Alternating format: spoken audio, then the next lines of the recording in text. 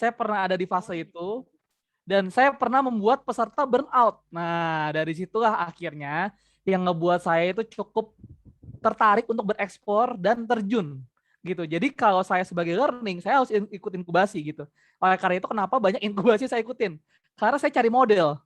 Saya coba ikutin semuanya, saya ramu dan jadikan sebuah insight. Nah, akhirnya saya bisa melihat nih, oh ternyata banyak inkubasi yang bisa A, bisa B. Oh, tapi inkubasi ini ternyata kurangnya A, kurangnya B. Nah, itu yang coba saya optimalkan gitu. Jadi, selain saya sebagai pembuat inkubasi, tugas saya ada juga ikutan gitu.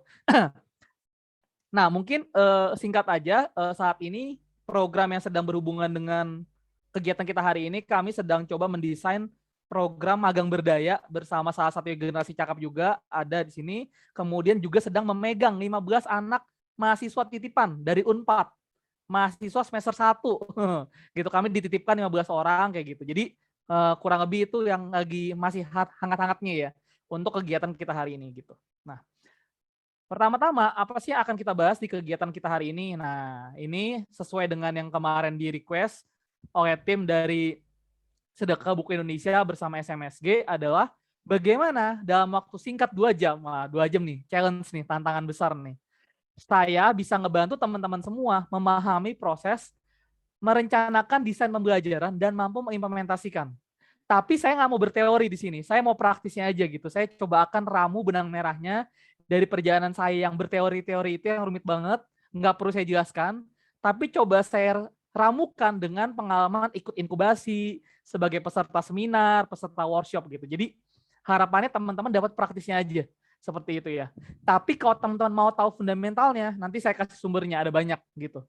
Karena kita keterbatasan waktu aja, jadi kurang lebih saya punya disclaimer itu dulu, gitu ya teman-teman, gitu.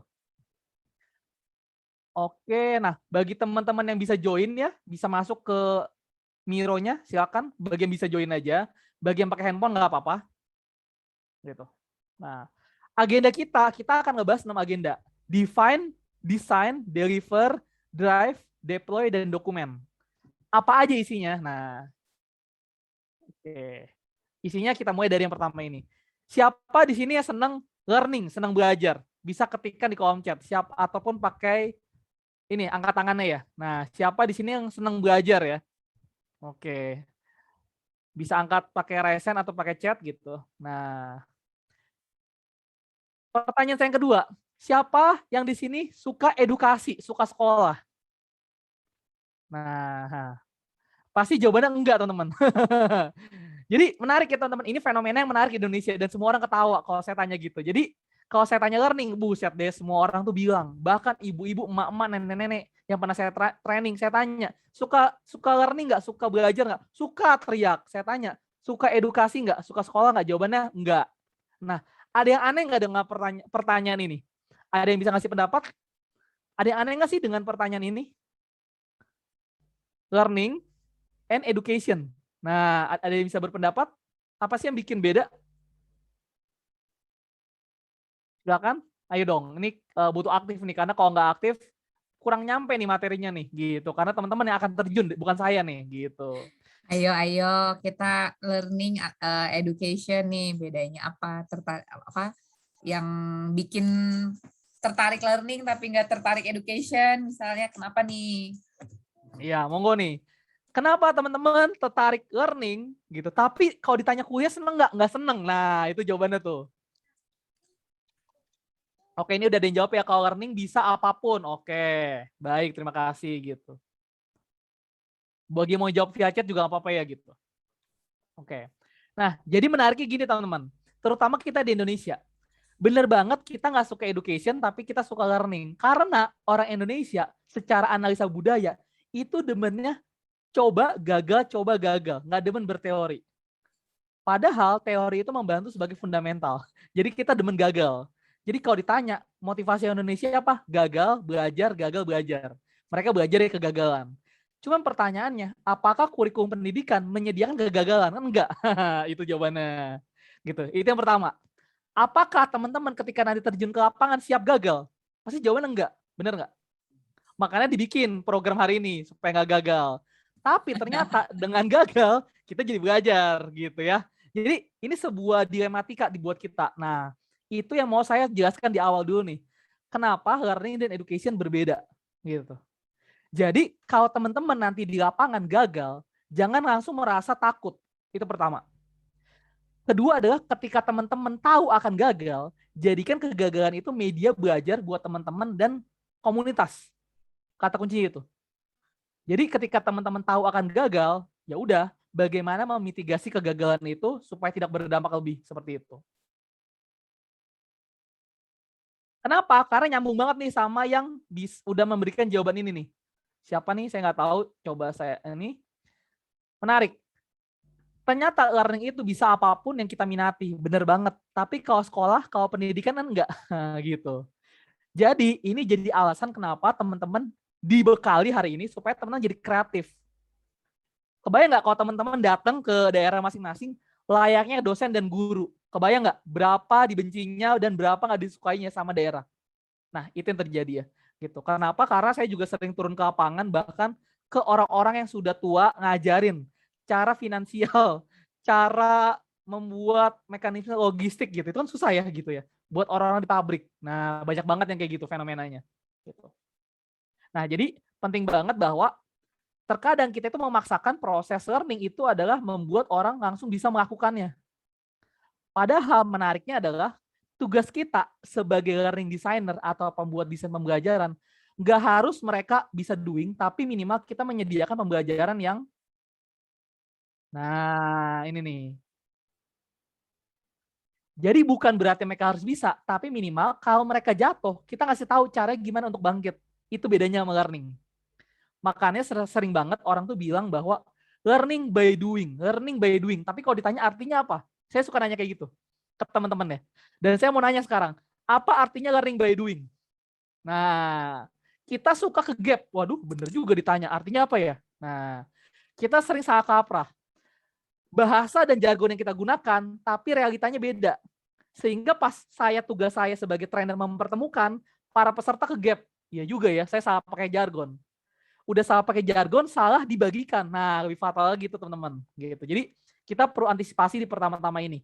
Makanya saya ngasih contohnya cukup agak rumit supaya teman-teman kebayang bahwa learning berbeda dengan edukasi. Teman-teman ke lapangan fokusnya learning, bukan education. Kalau memang itu ada part education, benar. Part education. Tapi tugas teman-teman bagian kecil, learningnya. Edukasi itu ada proses sekolah, edukasi di rumah, edukasi di tetangga, sama teman, bahkan sama teman-teman semua, berbeda gitu. Jadi kalau teman-teman pakai kacamata edukasi, yang ada teman-teman bikinnya kuliah di sana. Nah, itu jangan sampai teman-teman gitu. Nah, kenapa? Nah, saya kasih contoh kayak gini ya. Pertama-tama kita itu perlu menentukan siapa penerima manfaat program belajar gitu. Di sini ada nggak yang pernah dengar pemerintah mengirimkan beras ke Indonesia Timur untuk bantuan? Kira-kira cocok atau enggak? Ada yang bisa jawab? Pemerintah mengirimkan bantuan beras ke Indonesia Timur ketika ada bencana, tepat atau tidak? Ada yang mau jawab? Oke, ada yang jawab ini. Mbak siapa? Mbak Risya. Silakan diaktifkan aja mute-nya, di unmute. Nah, tepat nggak Mbak? Silakan Risya.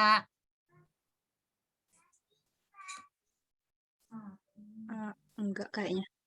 Oke, jangan kayaknya. Kenapa nih kalau enggak nih? Coba boleh dijelaskan. Kalau Indonesia Timur kayaknya mereka lebih suka makan sagu ya. Timur. Oke. Kalau nasi, kalau beras kan lebih ke Jawa gitu. Oke, benar banget ya gitu. Jadi ternyata sesimpel masalah ini aja kita level Indonesia suka salah. Jadi akhirnya uang yang digelontorkan cukup banyak. Tapi anehnya kita organisasi yang dibawa LSM, NGO, kita melakukan hal yang sama. Termasuk saya juga donasi beras gitu. Jadi udah yang di atas salah, kita juga salah gitu. Ini contoh yang pertama. Contoh yang kedua, sering nggak teman-teman dengar ataupun lihat ada kegiatan training kekerasan seksual? Nah, biasa dikasih ke siapa? Ke anak-anak teman-teman ya gitu ya. Jadi dikasih ke anak-anak, dikasih ke saya gitu. Training anti narkoba dikasih ke saya gitu ya. Yang di saat memang saya berpotensi melakukan memang gitu. Tapi yang diajarkan materinya adalah jauhi narkoba, jauhi seks bebas. Tapi ternyata banyak di daerah timur, barat, dan daerah terpencil, kita ada korbannya.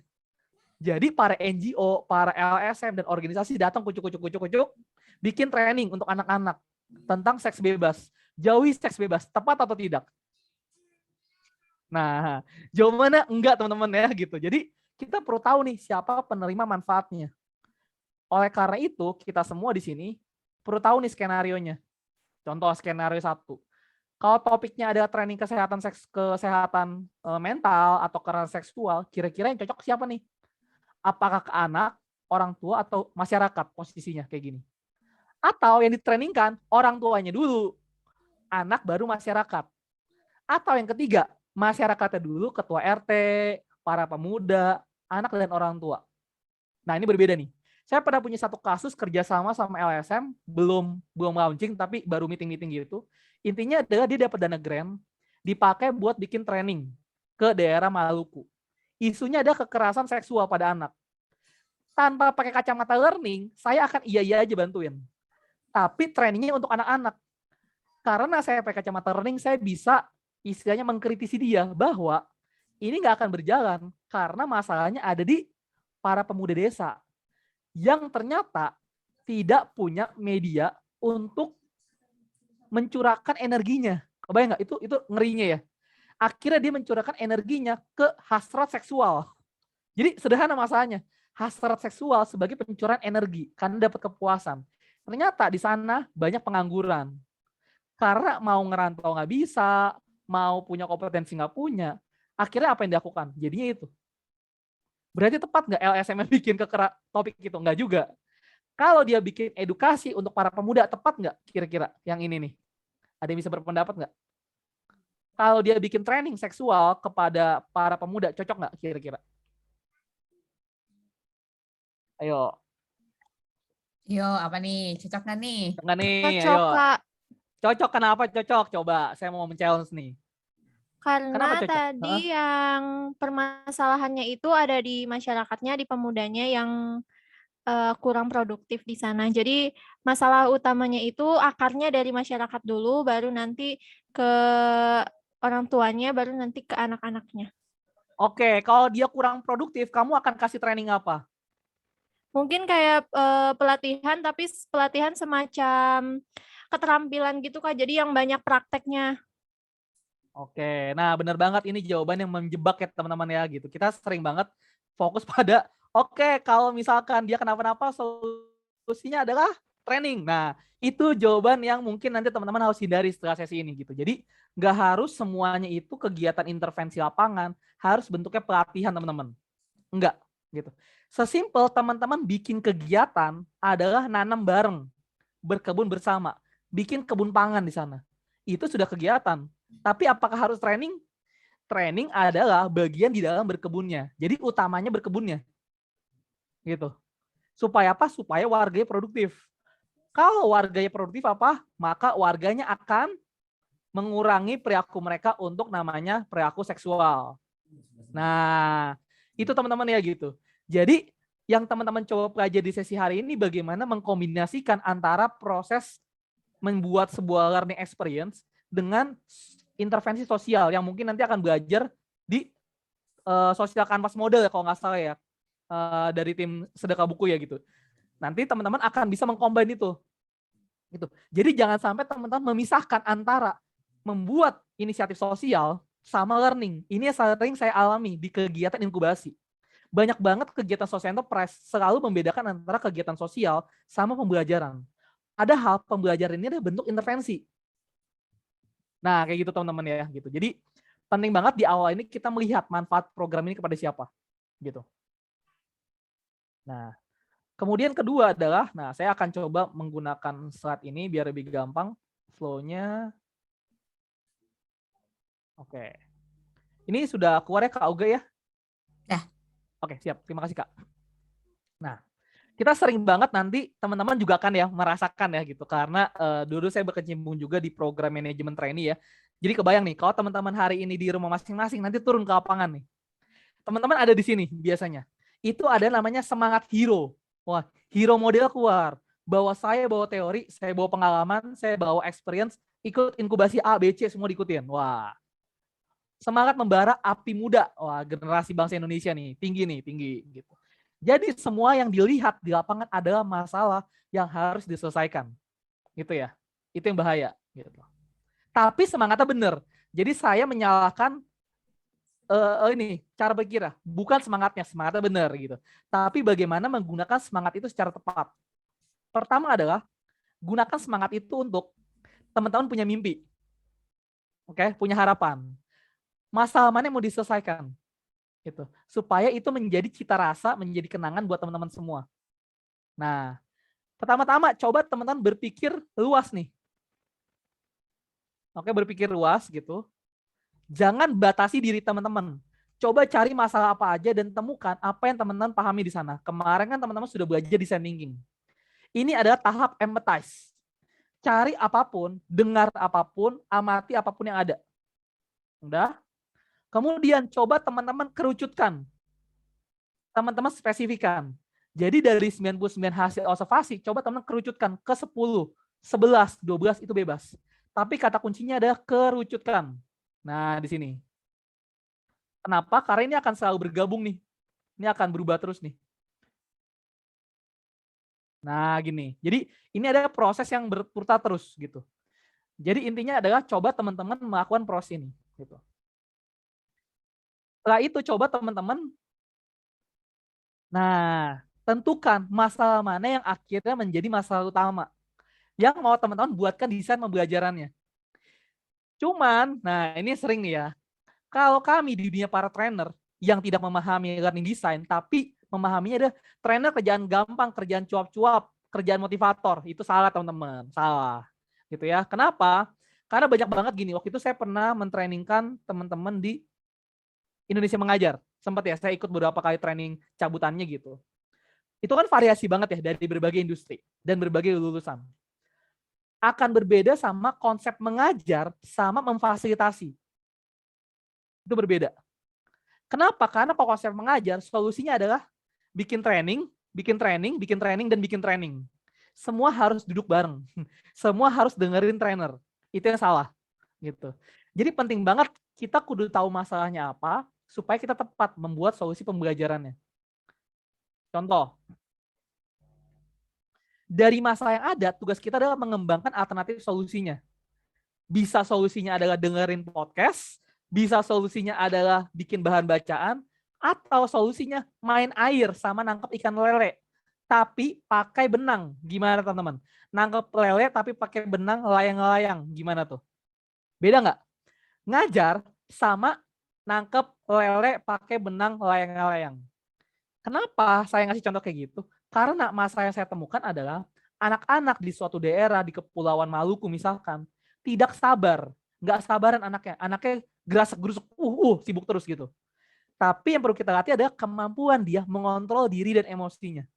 Masa iya diajarin pakai pelatihan? Teman-teman, adik-adik, cara mengatur kesabaran adalah buka teorinya, kasih gambar yang bagus-bagus, kasih contoh-contohnya. Kita next ya. Ngerti nggak? Ngerti Kak. Nah, jawabannya kayak gitu teman-teman semuanya. Sehabis training, dia akan datang nggak? Nggak akan datang lagi teman-teman. Nah, itu yang salah.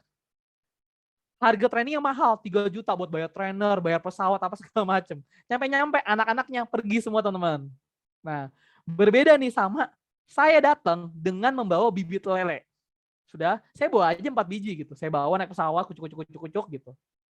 Di sana, saya lepas lelenya. Kemudian saya kasih benang layang-layang dan ulat. Nah, saya ajarin cara mancing. Lakukan itu selama seharian deh. Habis itu kita tanya, adik-adik belajar apa dari sini? Wah, kita seru Kak main. Oke, main apa? Main sama lele.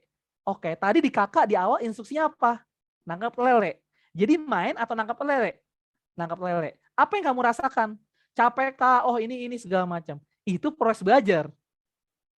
Jadi kita perlu ya kreatif menentukan nih, kira-kira alternatif solusinya apa? Ada training, ada bikin aktivitas kegiatan di lapangan, ada dengerin podcast, ada apa? Ditentukan semua nih. Jangan dibatasi, jangan. Baru tahap berikutnya kita pilih, kita prototype. Mana yang paling gampang. Jadi sebelum kita berangkat ataupun sebelum kita turun ke penerima manfaat, kita bikin simulasi gitu. Kita bikin mainan, bikin gambar-gambar, coret-coret, bikin pakai lilin. Saya biasa pakai lilin sama pakai papan tulis. Saya bikin tuh skenario.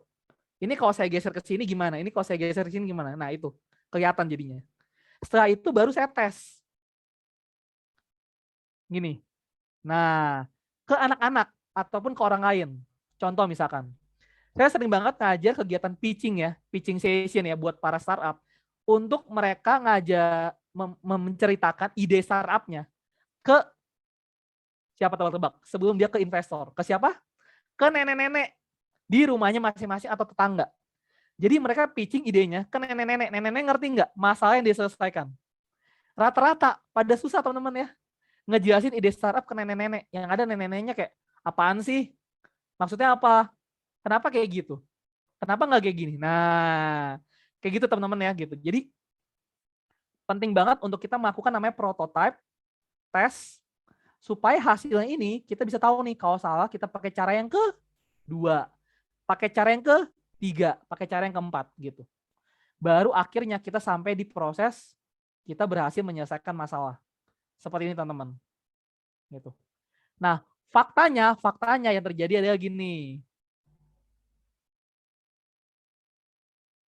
Ini teman-teman yang terjadi. Kucuk-kucuk ada masalah, solusinya adalah ngajar. Solusinya adalah training. Solusinya adalah bikin video pembelajaran, di-share, berharap mereka nonton gitu. Padahal kita nggak punya tuyul dan punya jin yang ngejagain mereka nonton, kita nggak punya. Nah, jadi kita perlu banget memahami masalahnya dan nentuin solusinya apa aja gitu. Dan kita melihat responnya. Setiap respon ini akan sangat mempengaruhi proses ke memperbesar masalah. Itu penting teman-teman ya. Atau menghancurkan dan memperburuk solusi yang ada. Itu yang bahaya teman-teman. Gitu ya. Jadi sering banget kita bikin suatu solusi, itu tuh memperbesar masalah, memperburuk solusi, dan akhirnya responnya semakin gak karuan. Gitu ya. Nah, apa yang bisa kita lakukan? Nah, ini teman-teman. Proses teman-teman menentukan masalah kembali ke yang tadi. Design thinking. Gitu. Tapi teman-teman ketika memahami design thinking itu jangan menghafal. Jangan menghafal gini. Jangan menghafal empathize, define, ideate, prototype, test. Jangan teman-teman. Salah teman-teman. Bukan itu poinnya. Poin utama dari design thinking adalah ini teman-teman. Makanya saya nggak tulis nih design thinking. Pahami bahwa kerangka berpikir luas, berpikir mengkerucut, ketemu masalahnya, berpikir luas lagi, baru mengkerucutkan. Itu yang penting dari design thinking. Bukan tahapannya. Tahapannya hanya ngebantu kita supaya mempermudah kami para trainer menjelaskan. Gitu. Jadi kalau ditanya, design thinking apa? Design thinking empathize, define, ideate, prototype, test. Jangan teman-teman.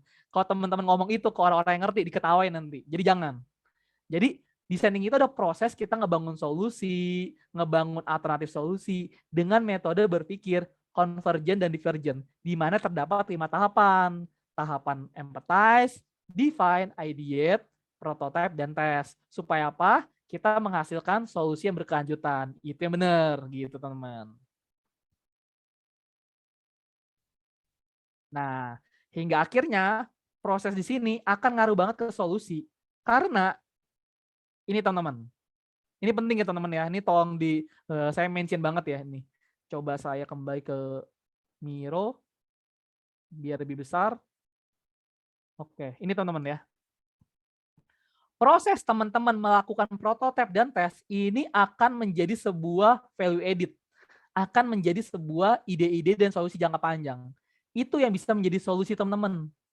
Jadi kan teman-teman nanti akan pulang ya dari sana ya, akan meninggalkan legacy. Nah, bagaimana teman-teman melakukan proses standarisasi kegiatan yang sudah teman-teman lakukan. Itu penting supaya jadi solusi jangka panjang seperti itu. Nah, di sini. Nah, sampai sini ada yang mau bertanya nggak teman-teman?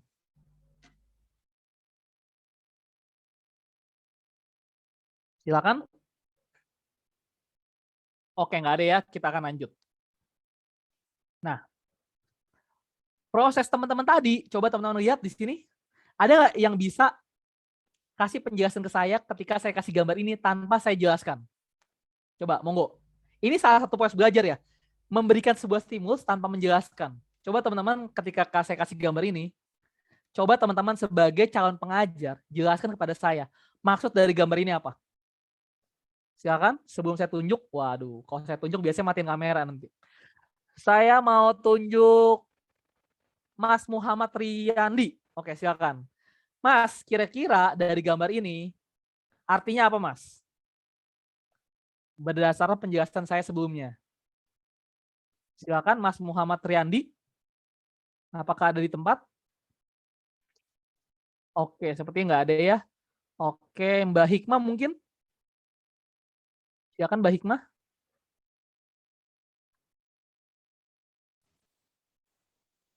Ya, maaf Kak, saya belum terlalu ini. Tadi soalnya pas masuk agak telat. Oh, oke. Nggak apa-apa. Ini Ya. ini penjelasan yang ini kok. Udah masuk kan tadi di sini? Udah masuk kan ya? Oh ya, nggak apa-apa. Coba aja, coba. Karena ini juga yang akan teman-teman hadapi ketika nanti ketemu anak-anak, orang tua ya gitu ya. Mbak, saya baru masuk Mbak. Gimana ya? Nah, ini real case nih. Silakan Mbak Hikmah. Nah, ini juga yang akan teman-teman hadapi. Peserta tidak merespon senyum-senyum doang. Nah, gimana teman-teman Ya. merespon? Itu juga perlu dihadapi. Gimana Mbak Hikmah? Mungkin gini ya. Oke, gimana Mbak? Berencana dulu kayak apa sih ini identifikasi masalah, plannya tuh mau apa aja gitu, terus habis itu aksi. Nah, dari aksi itu nantinya kita belajar. Dan hasil dari pembelajaran itu nantinya yang bakal menyesuaikan gitu. Nantinya kita tahu ini tuh sesuai apa enggak yang kita lakukan. Itu sih Kak. Oke, baik, terima kasih. Maaf kalau salah. Ya. Oke, nggak perlu ragu, nggak apa-apa teman-teman. Oke, ini ada PPT terpenting teman-teman, sangat penting. Jadi saya mohon agak perhatikan. Kenapa? Karena yang penting itu bukan materi dari saya, bukan materi dari Kak Uga, ataupun materi para orang lain, bukan teman-teman. Tapi kerangka berpikir yang tidak pernah kita lihat dari orang-orang Jepang. Kita hanya mengkonsumsi konten-kontennya dia, mengkonsumsi konten K-pop, konten Jepang, China, dan lainnya. Konten-konten orang timur. Tapi kita lupa menggunakan mindsetnya mereka. Mereka itu menggunakan mindset namanya PDSA, ataupun PDCA, ataupun apa, banyak banget mindsetnya. Kenapa mereka menggunakan itu? Karena ketika mereka menggunakan itu, maka mereka kreatif untuk menentukan solusi program ataupun solusi belajar. Sehingga di Jepang itu kurikulum pendidikannya bagus banget. Kenapa? Karena mereka selalu melakukan identifikasi kebutuhannya apa, membuat solusinya, kemudian mereka menguji cobakannya. Bener banget nih Kak Fatia Azhar, Kaizen, bener banget salah satunya itu. Mereka mengidentifikasi, mereka membuat itu di tahap plan. Contohnya ini ya. Mereka melakukannya. Studi di sini bukan studi kita yang belajar ya utamanya, tapi kita mempelajari temuan-temuan di lapangan seperti apa, fakta-fakta di lapangan seperti apa. Kemudian kita melakukan improvement. Nah, di sini improvement, pembaharuan, dan perbaikan. Sehingga kalau teman-teman merasa gagal sama kegiatannya, jangan langsung desperate. Jangan langsung upload konten di media sosial, saya gagal nih, jangan. Tapi teman-teman berefleksi dulu kenapa gagalnya. Kenapa? Karena cycle ini yang akan ngebantu teman-teman untuk menemukan solusi yang lain. Nah, hingga akhirnya muter-muter terus sampai puyeng, sampai pakai koyo banyak banget di kepala, sampai pakai minum kopi, boba banyak macam. Sampai akhirnya teman-teman ketemu di titik ini nih, insight. Teman-teman buat standarisasi, teman-teman buat program yang bagus seperti apa, kemudian berpindah ke bikin program lain. Nah, di sini terus-terusan sampai punya lagi, baru berjalan ke seterusnya. Ini yang menjelaskan namanya learning by doing, teman-teman. Sering banget ya kita oke kita learning by doing aja Mas Her, tapi gimana caranya? Ini teman-teman caranya. Bertambahnya waktu akan dipengaruhi dengan bertambahnya dampak. Kalau, kata kunci kalau, teman-teman melakukan ini sebagai proses pembuatan solusi pembelajaran. Tapi faktanya banyak trainer dan banyak pengajar itu lupa melakukan ininya nih, standarisasi. Akhirnya mereka kayak keledai yang jatuh ke lubang yang sama. Dan selalu mengomentari alasannya adalah muridnya yang nggak bagus, pesertanya nggak bagus. Jadi salah satu aturan penting yang selalu saya pegang adalah tidak pernah peserta yang salah. Itu penting. Tidak pernah peserta 19 orang atau 18 orang di grup ini itu yang salah ketika saya gagal menyampaikan. Yang salah adalah saya yang tidak bisa menyampaikan dengan baik. Oleh karena itu, saya menggunakan berbagai media. Ada Google Slide, nanti ada Google Sheet, nanti ada Miro, ada Canvas gitu. Jadi saya mencoba berbagai sudut pandang karena kita nggak pernah kenalan, kita nggak pernah ketemu. Jadi saya tes nih semua media supaya memudahkan teman-teman. Gitu. Sesimpel kalau tadi ada yang nggak ngerti, saya akan pancing bertanya. Jadi saya mengajak teman-teman belajar lewat pertanyaan. Nah itu juga tuh model gitu ya. Jadi ini penting banget teman-teman. Kenapa? Karena ketika teman-teman turun nanti akan ketemu sama banyak tantangan di sini. Yang bisa bertahan cuma teman-teman dan belajar dari kesalahan masing-masing.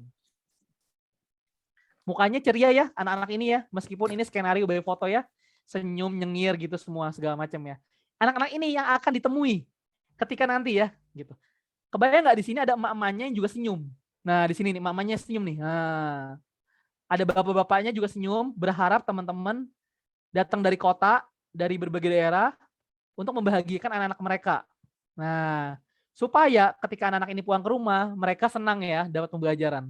Tapi wajah-wajah ini akan menjadi devil nih. Wah, gini nih. Nah, akan menjadi nggak tahu nih siapa nih ya.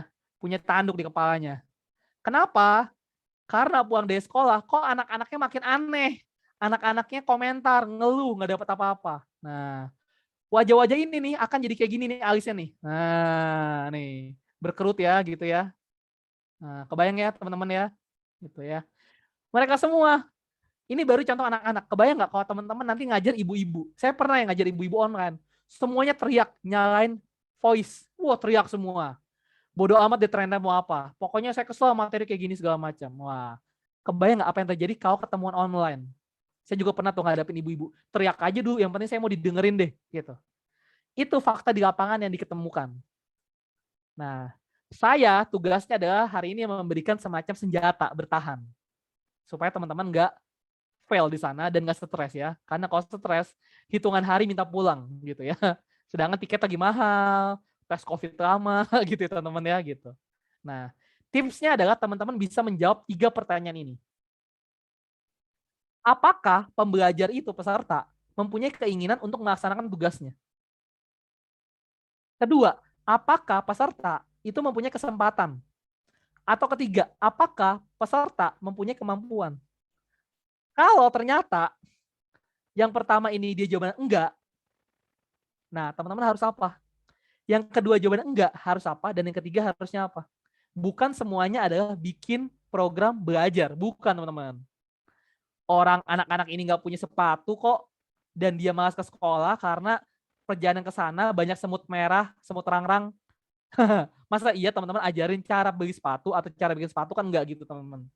Jadi teman-teman berharapnya boleh semangatnya dijaga, tapi bagaimana mengolah semangat itu menjadi konten yang bermanfaat gitu.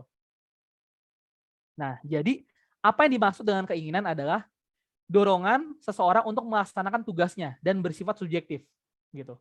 Kesempatan adalah ketersediaan faktor di luar diri yang mempengaruhi orang itu untuk mengakses tugasnya ataupun belajar. Dan yang terakhir adalah kemampuan. Kapasitas untuk melaksanakan suatu pekerjaan ataupun pembelajaran. Mungkin teman-teman lewat sesi saya itu belajar pada yang ketiga. Ini teman-teman. Tapi pada sesi lainnya ya Kak Uga ya, mereka belajar tentang bagaimana ini ya, kalau nggak salah ya. Nah, ini sangat related gitu ya. Jadi kalau teman-teman nanti bikin intervensinya ada berkebun, memang mereka punya skill berkebun, nggak punya. Makanya teman-teman ajarin tentang teknik permakultur. Nah, atau teman-teman ajarkan tentang cara berkebun organik. Teman-teman dapat ilmu dari mana? Teman-teman nonton YouTube, kemudian teman-teman ajarkan pada mereka gitu ya. Beda nih setiap aspek. Jadi kalau ternyata jawabannya adalah tidak, nah ini teman-teman ya. Jika yang pertama jawabannya tidak, maka si peserta ataupun pembelajar itu punya masalah motivasi teman-teman. Maka yang teman-teman berikan adalah motivasi. bukan PPT motivasi. Gitu ya. Jadi PPT motivasi adalah medianya, tapi yang perlu teman-teman berikan adalah motivasi. Sehingga pendekatannya bisa pendekatan individu, bisa pendekatannya kelompok, ngajar di depan kelas. Tapi kalau ternyata motivasi mereka belajar rendah, teman-teman bikinnya kegiatan ngajar di kelas, cocok atau enggak? Enggak, bisa jadi mereka perlu didekati secara personal di jam makan siang, ketika mereka di kelas mungkin teman-teman deketi gitu, atau ketika lagi rapat RT, teman-teman duduk di sebelah KUGA misalkan. Saya sebagai orang yang datang kucuk-kucuk-kucuk, kan nggak semua program harus depan kelas. Ya udah, saya ikut arisan RT.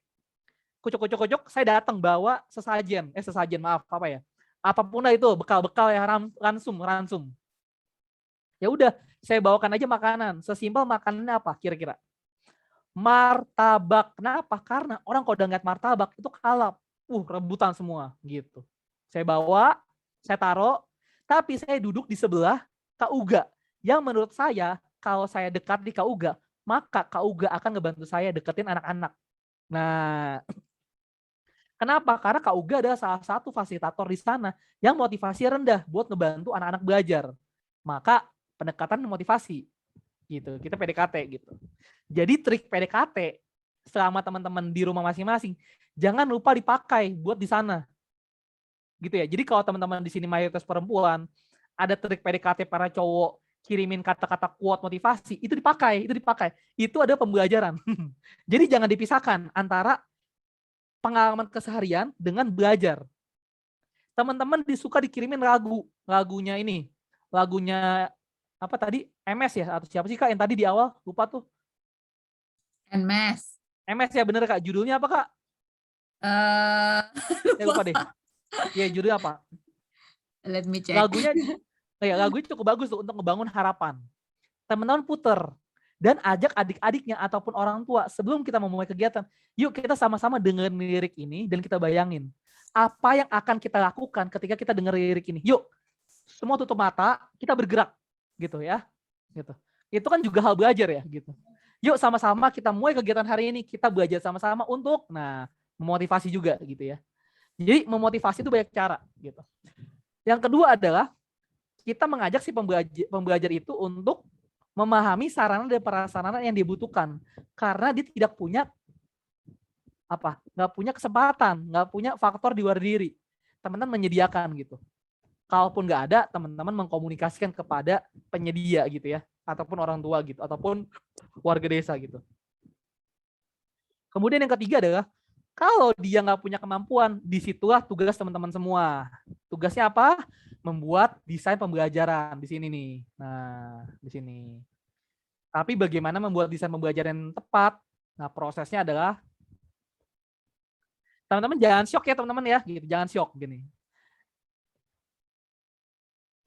Saya susah ngasih tahu faktanya gini. Jadi gini, banyak guru di Indonesia dan banyak dosen tidak tahu bahwa membuat pembelajaran efektif itu dipengaruhi sama 3 faktor ini. Ini ada alasan kenapa teman-teman lebih suka learning dibandingkan education. Nah, ini jawabannya. Gitu. Karena kami di dunia learning, kami itu melihat aspek 3 ini. Kalau teman-teman ikut acara ini, bukan masalahnya ada keterampilan, tapi masalah motivasi supaya survive di sana, saya nggak akan ngasih training. Saya akan kasih seminar motivasi, bakar, jalan-jalan, apa segala macam gitu. Tapi faktanya teman-teman perlu memahami bahwa membangun sebuah desain pembelajaran butuh 3 hal. Perhatikan aspek kognitifnya, cara berpikir. Perhatikan perasaannya, dan perhatikan proses psikomotornya. Gitu. Nah, karena waktu kita terbatas, maka saya tidak akan terlalu fokus pada bagian ini. Saya nggak akan fokus. Ini enggak. Gitu ya. Ini akan saya tutup. Nah, kita akan fokus pada bagian yang fundamental, sangat-sangat fundamental, yaitu kognitif. Gitu. Kenapa? Kalau teman-teman sudah berhasil ini, teman-teman baca teorinya, teman-teman bisa melakukan yang ini. Gitu ya. Jadi kita fokus pada yang ini. Nah,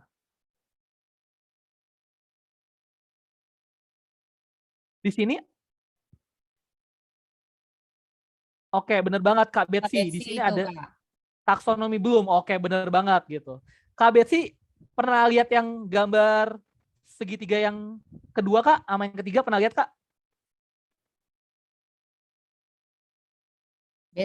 Betsy pernah lihat yang kedua, afektif sama psikomotor? Tes Kak Betsy. Betsy ini background-nya pendidikan sejarah, Kak. Oke, pas banget. Oke, mungkin boleh ngobrol sebentar ya Kak Betsy. Bisa di-unmute Kak? Oke. Oh, pas banget di Kak Betsy. Mau nanya dong Kak, kira-kira kalau yang di kedua dan ketiga tantangannya apa sih Kak ketika Kakak dulu punya pengalaman itu Kak?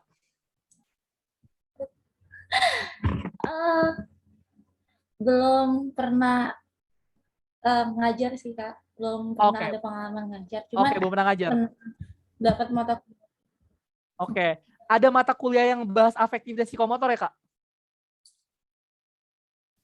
ada, tapi kayak cuman teorinya aja gitu Kak. Oh, oke. Baik Kak Betsy, oke. Nah ini saya izin menambahkan ya, kebetulan kampus saya juga tidak mengajarkan. Menarik ya gitu. Jadi saya ngajarin teman-teman, tapi kampus saya juga nggak mengajarkan dulu. Gitu. Kenapa? Karena semua orang itu terpapar sama gambar yang ini nih. Taksonomi belum adalah yang ini. Bener nggak Kak Betsy? Gitu. Karena di kampus saya juga gitu. Kebanyakan yang ini ya Kak, bener ya Kak? Yang ini ya? kebanyakan fokusnya Ya, betul. Di kampus saya juga yang gitu. afektif. Bener, saya juga gitu. Jadi banyak orang juga saya tanya, ini bener banget, yang ini nggak pernah kelihatan. Tapi ternyata mendesain sebuah pembelajaran yang full, memperhatikan 3 ini. Itu yang ngebuat kenapa edukasi suka menyebalkan dan orang nggak suka. Tapi learning orang lebih suka gitu. Karena program learning itu dibuat sama orang-orang praktisi. Kemudian ditiru dan dimodifikasi sama orang-orang pengikutnya. Sama trainer, sama motivator gitu. Sedangkan orang learning itu ngebuatnya fundamental banget. Ada aspek perasaan, kognitif, dan psikomotor. Kayak gitu. Nah, contoh kayak gini teman-teman. Kalau kita masuk ke bagian yang kognitif, itu tuh dibagi menjadi 6 tahapan. Di mana tahapan ini berurutan.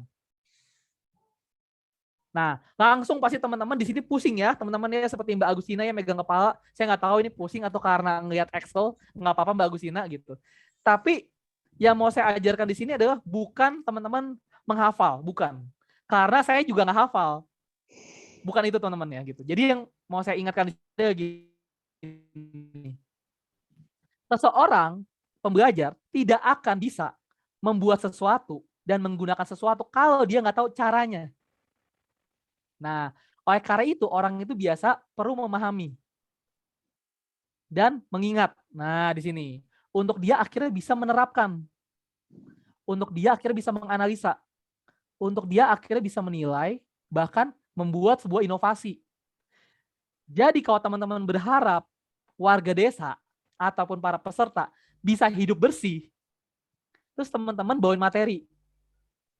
Seminggu kemudian teman-teman ukur, kira-kira mereka udah berhasil atau belum? Jawabannya pasti belum.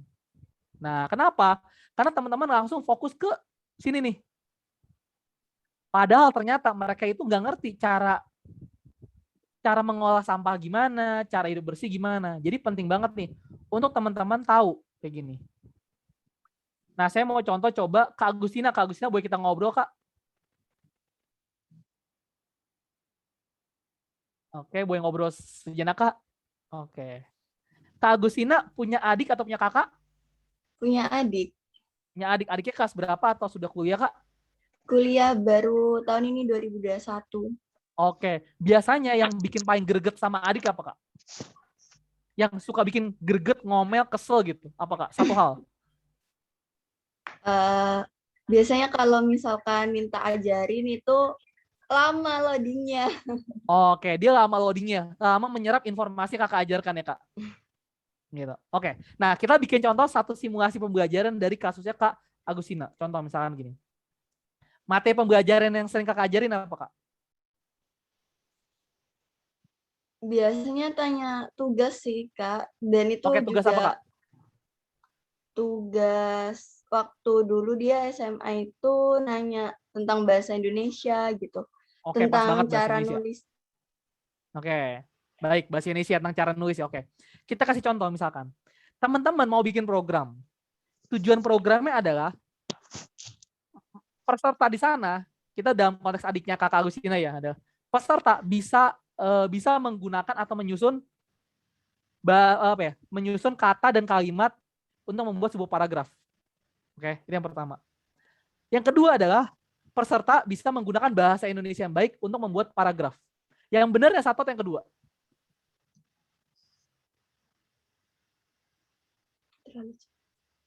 Yang pertama adalah peserta bisa menggunakan dan menyusun kata-kata dan kalimat sehingga bisa membuat paragraf yang baik.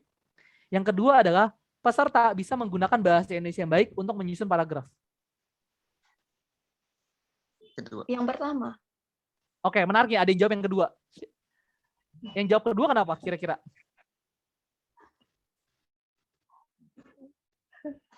Oke, ada yang jawab pertama dan ada yang jawab yang kedua nih. Oke, yang jawab pertama kenapa Kak Agustina? Karena tadi permasalahannya dia nggak bisa nulis. Terus kita kasih pemahaman atau materi tentang bagaimana cara menulis sehingga nanti bisa menggunakan bahasa Indonesia yang baik dan benar. Oke. Namun faktanya kita para trainer, para guru, para pengajar, kita suka bikin tujuan pembelajaran itu general. Peserta mampu meningkatkan keterampilan menulis. Kesalahan penggunaan kata, teman-teman ya, kesalahan penggunaan kata kita sebagai pengajar, itu salah menentukan metode dan konten. Nah, udah deh, kita keluar aja dari ruangan ini nih, langsung kita close nih acaranya nih gitu ya. Jadi, ini sangat saya mention banget gitu. Kita salah menggunakan kata di sini, itu, contoh misalkan ya, saya menggunakan kata ini, kemudian selanjutnya Kak Uga yang melanjutkan sisi saya. Akhirnya Kak Uga jadi bingung. Maksudnya meningkatkan keterampilan apa nih? Kak Uga bikin materi A, bikin materi B. Padahal maksud saya adalah C. Nyampe nggak? Nggak nyampe. Tapi kalau saya bilang adalah, Kak Uga, saya minta dong tolong, ini peserta mampu menggambarkan atau menghafal kata bahasa Indonesia yang paling sering digunakan misalkan. Mudah nggak buat Kak Uga bikin konten menurut teman-teman? Mudah, karena Kak Uga udah kebayang. Oh, maksudnya adalah sampai ke level menggambar. Tapi kalau teman-teman hanya menuliskan peserta mampu memahami, ini adalah fakta buruk dan jahat yang banyak terjadi di kita di dunia trainer, training dan lainnya. Kita itu sibuknya adalah menuliskan bagian atasnya aja nih. Jadi kita nih nulis ini aja nih. Peserta memahami, terus saja peserta memahami. Pantesan kontennya nggak pernah seru, pantesan kontennya nggak pernah nyampe. Itu fakta terjadi. Nah, ternyata setelah kita sesi hari ini teman-teman tahu ya ada banyak. Jadi kalau teman-teman mau bikin program nanti ke warga desa, ke SD gitu ya, teman-teman bilang peserta mampu memahami gitu. Terus aja sampai kayak gitu. Pas bikin konten, teman-teman bingung memahami apa ya Mas Her gitu. Nah, itu dia. Jadi kalau teman-teman di sini yang sekolah mengajar atau sekolah pendidikan, teman-teman harus suka bikin RPP ya, rencana pengembangan satuan kurikulum atau pengajaran deh, kalau nggak salah. Itu sampai sedetail ini, gitu. Jadi jangan menuliskan bagian atasnya, gitu ya. Nah, tenang teman-teman, boleh ngintip kok nanti pas bikin ya gitu. Saran saya adalah teman-teman cukup lama di proses ini, kenapa? Karena ini penting. Karena gini teman-teman, biasanya kalau kita bikin konten nggak pakai kayak gini, kita suka ngeluh sendiri. Aduh Kak, konten saya kok nggak nyampe ya? Aduh Kak, konten saya kok aneh ya? Bener, karena kita salah bikin materi. Gitu. Nih, teman-teman, ketika saya diminta bawain sesi ini, itu saya bedah dulu nih. Gitu. Ini saya bedah. Dan saya bold setiap permintaan yang ada. Baru saya turunin ke konten. Nah, itu teman-teman. Jadi, dalam waktu 2 jam, saya bisa quick mana aja yang mau saya sampaikan. Gitu, karena waktu terbatas. Gitu. Nah, sampai sini ada yang mau bertanya nggak teman-teman? Kira-kira. Monggo silakan. Biasa kalau habis ikut sesi saya tuh peserta suka garuk-garuk, suka stres gitu. Kayak, waduh kok saya sudah belajar bertahun-tahun, yang materi hari ini kenapa begini ya gitu. Jadi mohon maaf sebelumnya teman-teman gitu ya. Saya mohon maaf sebelumnya nih gitu. Ada yang mau bertanya mungkin? Oke, nggak ada ya. Baik, kita lanjut. Oke. Nah, jadi ya Kak Uga mau nanya mungkin? Enggak, aku mau trigger anak-anak. Ayo tanya-tanya. Oke. Tim learning, Agustina, Hikmah. Fasilitator juga boleh loh. Tim Fasil, ada Betsy. Oke, monggo nggak apa-apa nanti kalau mau nanya di akhir ya, biasanya masih ngebul nih gitu. Nah, Sip, sip. bagaimana cara menuliskan tujuan yang berdampak ya gitu pada metode dan konten adalah ini sederhana teman-teman. Satu, tentukan performanya, kondisinya dan kriterianya.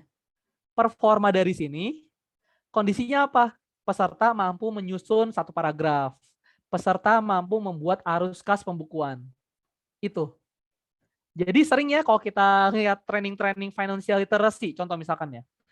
Peserta mampu memiliki kapasitas pengetahuan keuangan yang baik. Ya buset, yang diajar ibu-ibu. Pantesan suka bingung, yang diajar aki-aki, kakek-kakek, tapi duitnya MM-an. Ya susah dong diajarinnya. Jadi penting kita buat kayak gini teman-teman. Topiknya adalah literasi finansial. Nah, maka ketika kita buat tujuannya adalah peserta mampu menentukan skala prioritas dalam menambahkan jumlah uang di tabungannya gitu. Di sini ada aspek performanya, kondisinya apa, dan kriterianya apa. Nah, ketika mendekati masa pensiun. Nah, jadi clear ya teman-teman. Apakah urutannya harus sama terus? Untuk proses belajar awal nggak harus sama. Boleh deh ngacak dulu nggak apa-apa. Boleh deh cuma kurang satu. Tapi yang penting adalah performanya jelas. Jadi boleh nih teman-teman, karena teman-teman baru pertama kali belajar, bagian ini nggak ada nggak apa-apa. Nggak apa-apa, nggak ada. Gitu. Tapi teman-teman tahu bahwa ini nggak ada, bukan karena Kak Heri izinkan, bukan. Karena ini ada proses belajar. Saya pernah terlibat di sistem kartu prakerja ya gitu, buat mengevaluasi konten-konten prakerja dari berbagai platform. Jadi saya iseng, saya bukain semua platform prakerja, saya downloadin konten-kontennya, kemudian saya lihat tujuan pembelajarannya, dan saya lihat apakah tujuan pembelajarannya turun ke materi yang tepat. Jawabannya enggak. Wah, itu dia teman-teman ya gitu. Jadi program pekerja bagus gitu ya, bagus banget gitu, dan niatnya bagus gitu. Tapi ternyata yang buat programnya, pas saya lihat downloadin konten-kontennya, kok tujuannya apa, materinya apa, gitu. Itu berbahaya. Sedangkan kita udah percaya secara uang, kita sudah meluangkan waktu gitu. Jadi penting banget buat kita sama-sama bertumbuh. Tapi akhirnya sekarang karena prakerja terus dievaluasi, di PDSA kan, berubah gitu ya. Tapi apakah di fase awal itu salah? Enggak teman-teman. Karena program ini baru, niat pemerintah juga udah baik, sudah ada kolaborasi dengan para pemberi konten, memang semua ada proses gitu. Tapi lihat perkembangannya, jadi rapi. Itu juga yang mau saya ajak teman-teman. Nggak apa-apa di awal teman-teman cuma bisa bikin performa yang bagus. Yang ini susah mas, nggak apa-apa. Tapi terus lakukan, gitu, supaya terjadi pembaharuan konten, gitu. Nah, kenapa teman-teman gitu? Karena metode belajar itu tidak pernah namanya satu arah. Contoh, di sini ada gambar anak ya teman-teman. Bisa tebak nggak kenapa saya munculin foto ini dan kegiatan apa yang sedang dilakukan anak ini? Ada yang tahu? Coba dilihat anak ini lagi ngapain?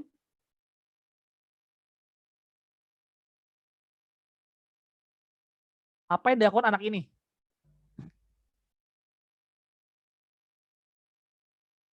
Coba saya lihat kolom chat, ada yang jawab.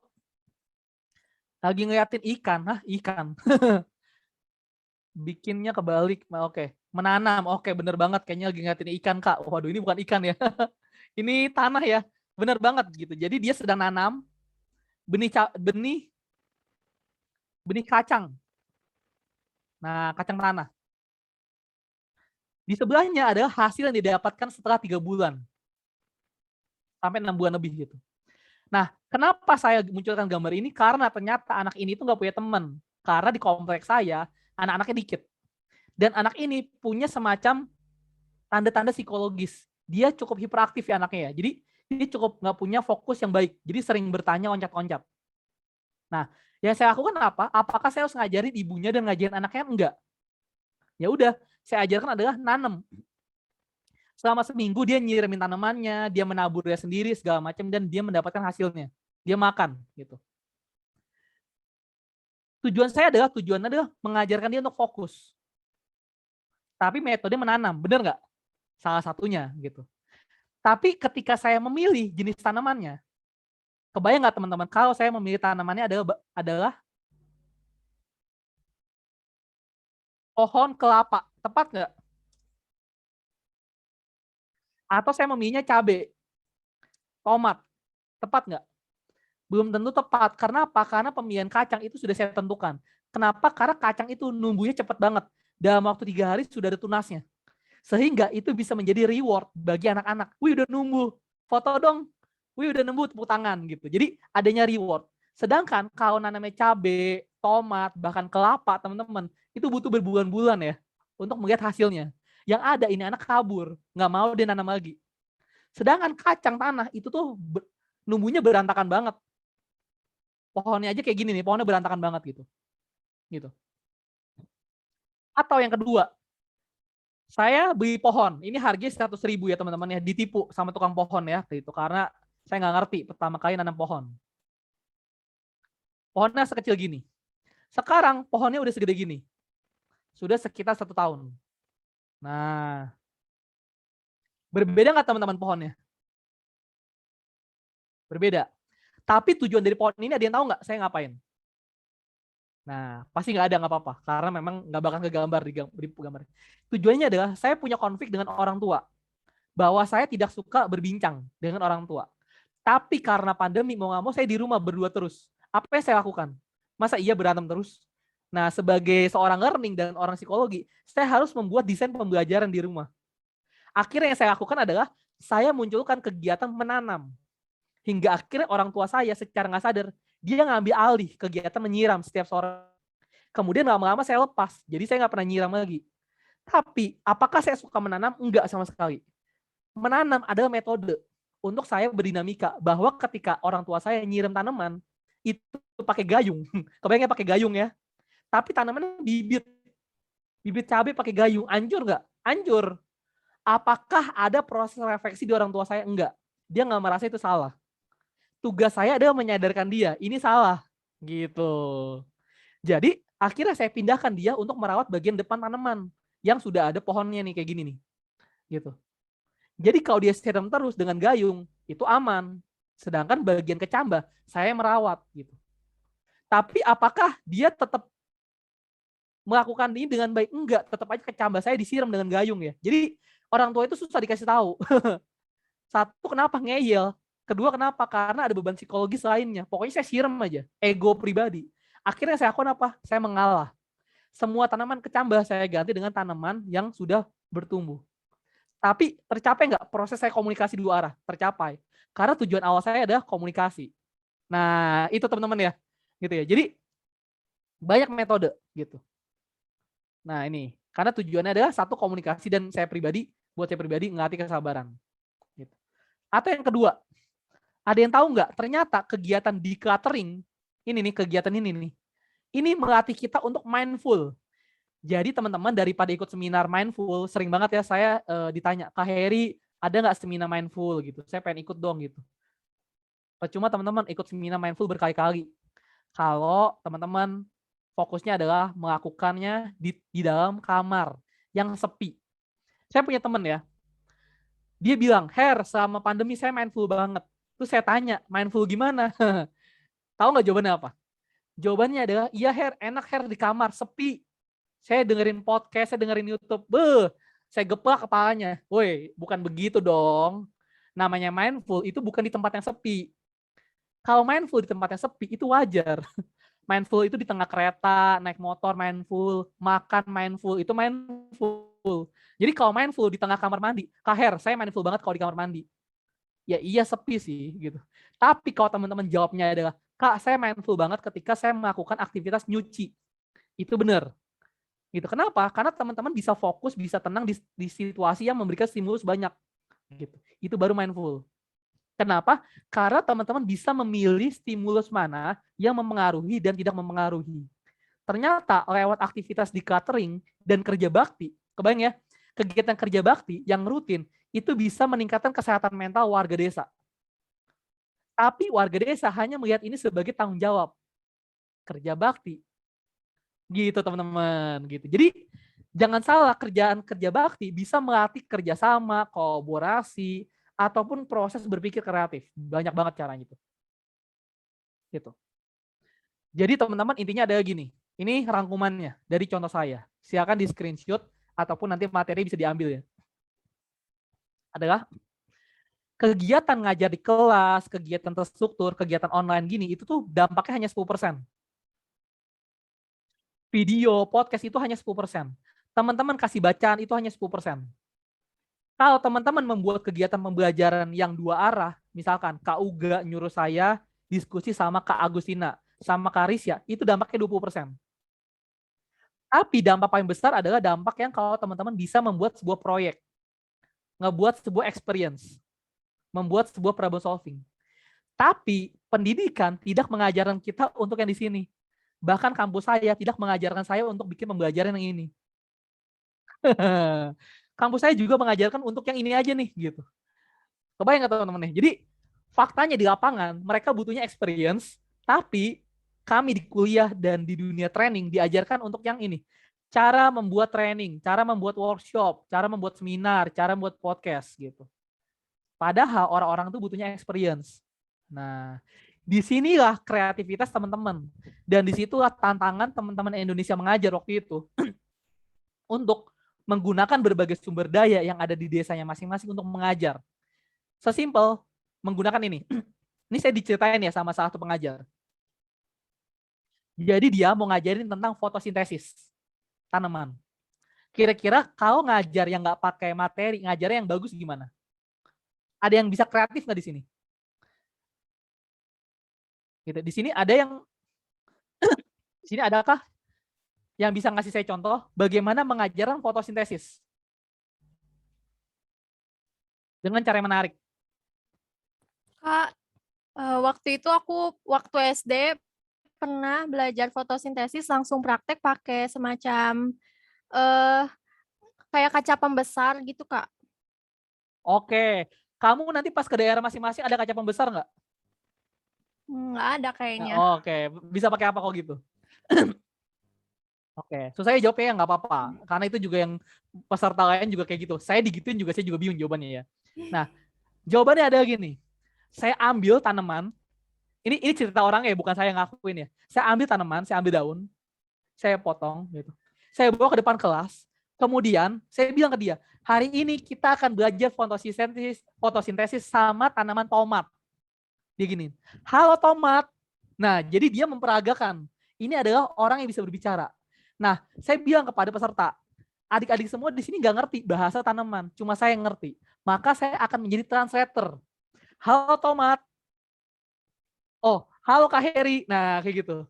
Oke teman-teman, ada yang mau tanya nggak sama tomat? Gitu. Nah, ketika saya udah tahu jawaban dari pertanyaan mereka, saya akan tanyakan dulu ke mereka. Tomat, bagaimana sih cara kamu fotosintesis? Kemudian saya gerak-gerakin. Udah, saya jawab ke anak-anak. Adik-adik, ternyata cara di fotosintesis adalah pakai daunnya di siang hari. Nah, itu teman-teman. Gitu ya. Jadi sebenarnya kita perlu mencari tahu metode yang tepat. Kenapa? Karena nggak semua metode cocok untuk di setiap masalah yang ada. Gitu. Ya intinya saya nggak akan menjelaskan karena waktu juga udah mau habis. Cuman teman-teman tahu lah konsepnya bahwa jangan terjebak sama training. Itu poinnya. Nah, selanjutnya adalah terakhir ketika pembelajaran sudah berjalan, tugas teman-teman adalah bagaimana mendorong mereka untuk bisa menampilkan hasil pembelajarannya. Satu, apakah mereka membuat sebuah karya, itu satu, pertama, buat barang gitu, ataupun membuat sebuah laporan gitu. Kedua adalah kita minta mereka sharing kepada orang lain, satu arah, atau mereka kita libatkan dalam sebuah project. Contohnya kayak gini. Nah ini, gitu. Buat project ya gitu. Ini ada 3 cara ini nih. Gitu.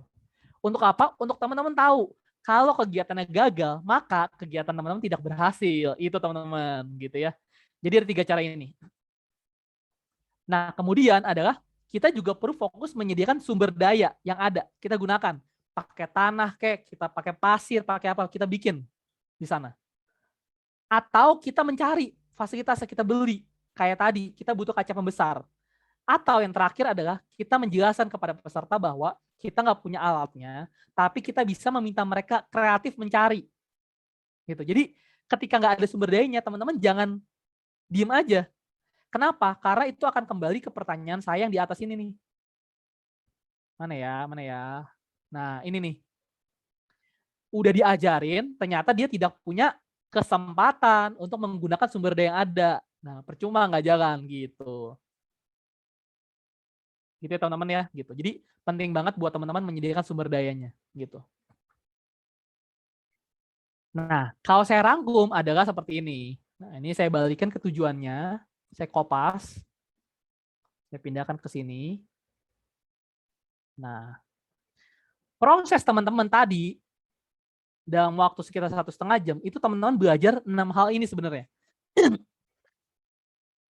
Teman-teman define bagaimana menentukan masalah apa yang mau difokuskan. Teman-teman desain pembelajarannya. Kemudian teman-teman deliver, caranya bebas, mau ngajar, mau lewat podcast, mau lewat apa.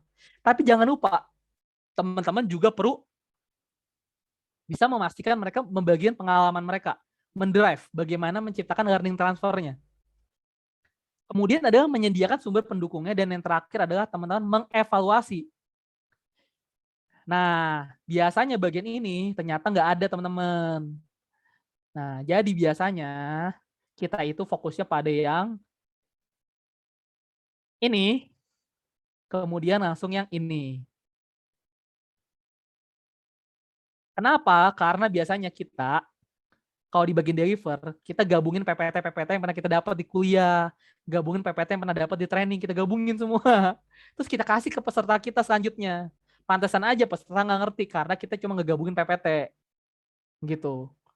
Itu yang ngebuat kalau teman-teman suka ikut training atau suka ikut kelas dosen ya, suka ikut ya, teman-teman ngerasa, kok materinya aneh. Nah, sekarang terjawab nggak kira-kira kenapa aneh jawabannya? Karena ini. Gitu. Bisa jadi materinya itu gabungan dari banyak hal. Jadi tidak terstruktur. Nah, jadi tugas teman-teman adalah coba bisa lakukan ini secara bertahap nih. Tentukan masalahnya, desain, deliver, drive, deploy, dan dokumen. Tapi ketika orang saya jelasin ini, pertanyaan selalu sama. Ada kayak gini.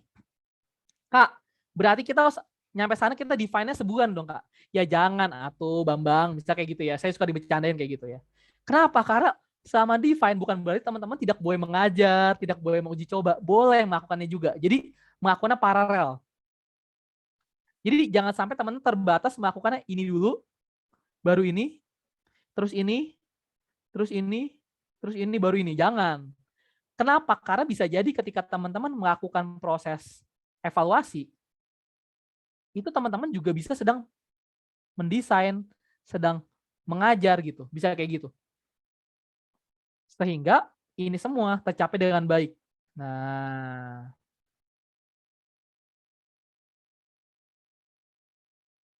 ini teman-teman gitu. Gitu ya. Kebayang nggak teman-teman kalau dari tadi ya saya ngejelasin slide-nya itu hanya next PPT. Berbeda nggak dengan saya coret-coret? Nah, sesimpel metode saya niat, saya udah saya bikin nih. Kemarin saya sempat ngobrol sama Kak Uga. Peserta kayak gimana? Saya ini cari tahu.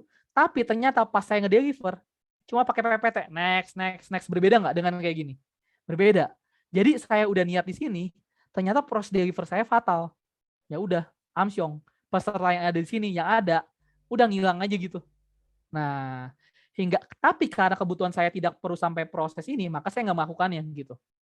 Kenapa? Karena cuma 2 jam gitu. Jadi teman-teman juga perlu lihat masalah yang mau diintervensi, apakah harus semuanya dilakukan atau enggak. Itu juga penting.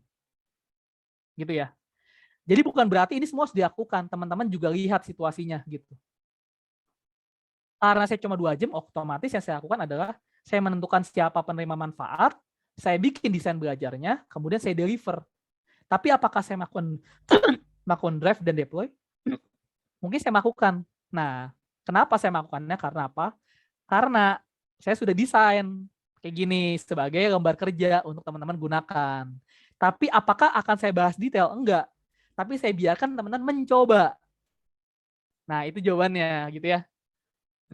Nah, jadi ini adalah salah satu learning canvas yang sebenarnya bentuknya nggak kayak gini aslinya, bentuknya lebih rumit. Tapi teman-teman, masa iya baru belajar pertama saya kasih yang rumit? Nah, tugas saya adalah mengkerucutkan. Jadi tugas teman-teman nanti, ini akan saya share kanvasnya adalah, coba teman-teman tentukan masalahnya, objektif belajarnya apa, hasil yang diharapkan, metode, temuan lapangan, dan tindak lanjut. Teman-teman coba aja bikin untuk orang di rumah. Jadi teman-teman tentukan masalahnya apa nih. Gitu. Misalnya contoh masalahnya ini ada satu ya kayak gini ya. Ini di merge saja, kemudian objektif belajar bisa aja banyak gini. Gitu. Jadi jangan sampai satu masalah satu tujuan. Capek teman-teman, capek gitu ya. Karena apa? Karena masalahnya itu gede banget gitu. Ya udah di merge saja kayak gini. Objektif belajarnya apa? Hasil yang diharapkan apa? Metodenya apa? Metodenya adalah contoh misalkan adalah kita bikin podcast, bukan bikin podcast, kita bikin video. Kemudian saya minta teman saya nonton gitu misalkan. Untuk dia tahu tentang literasi keuangan. Tapi videonya kalau saya bikin susah, saya cari aja di internet dari misalkan dari Finansialku. Nah, selesai deh saya kirimin. Gitu. Jadi teman-teman ya, saya sering banget ya, saya tahu nih orang-orang di lingkaran saya itu mana saja yang double, mana saja yang tengil, mana saja yang suka aneh-aneh. Jadi saya lakukan adalah bukan saya ngajarin dia. Ketika saya nemu IG story yang bagus atau nemu video yang bagus, itu saya kirim lewat IG story. Jadi sebenarnya proses kita mengirimkan IG story ke orang itu tuh bisa menjadi desain pembelajaran, bukan hanya sekedar gibah, bukan hanya sekedar gosip, tapi bisa jadi desain pembelajaran. Jadi saya tahu nih orang-orang yang kemampuan komunikasi rendah nih, saya kirimin aja konten-konten IG. Jadi pembelajaran. Karena saya tahu tujuannya apa. Gitu. Saya tahu bahwa di kondisi pandemi banyak orang-orang itu mencari pendanaan. Banyak orang-orang mencari kesempatan. Akhirnya yang saya lakukan adalah saya mendedikasikan satu highlight saya di Instagram, saya buka ya.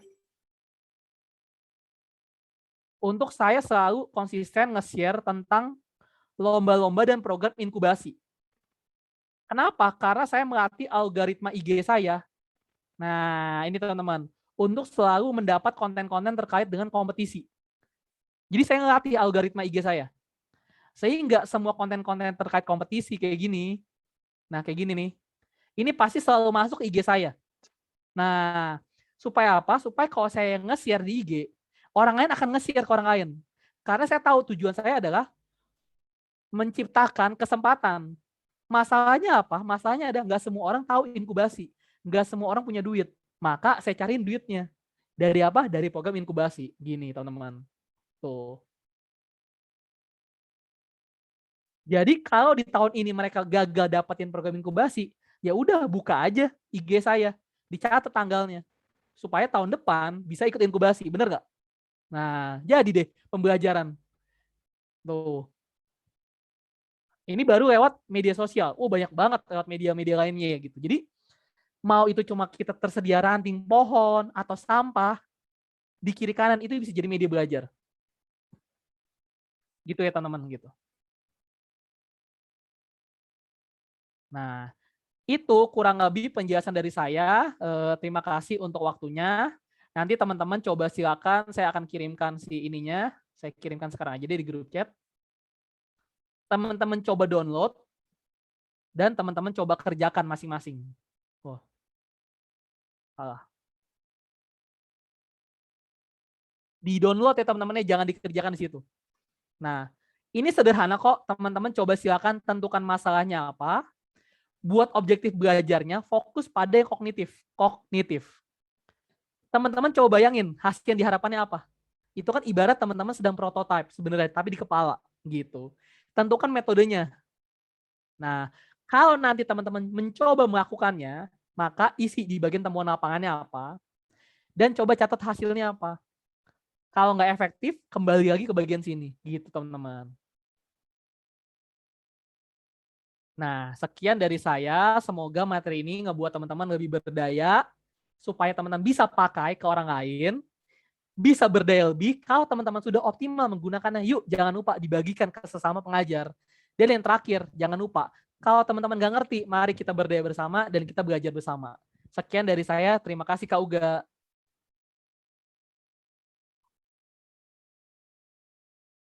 Ya, thank you Kak Heri, materinya mantap.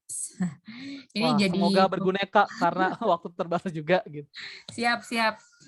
Ini bisa jadi tambahan informasi ya buat teman-teman yang khususnya tadi ya seperti yang saya bilang di bagian learning and community development dan juga facilitator. Tapi teman-teman yang lain bisa banget kok.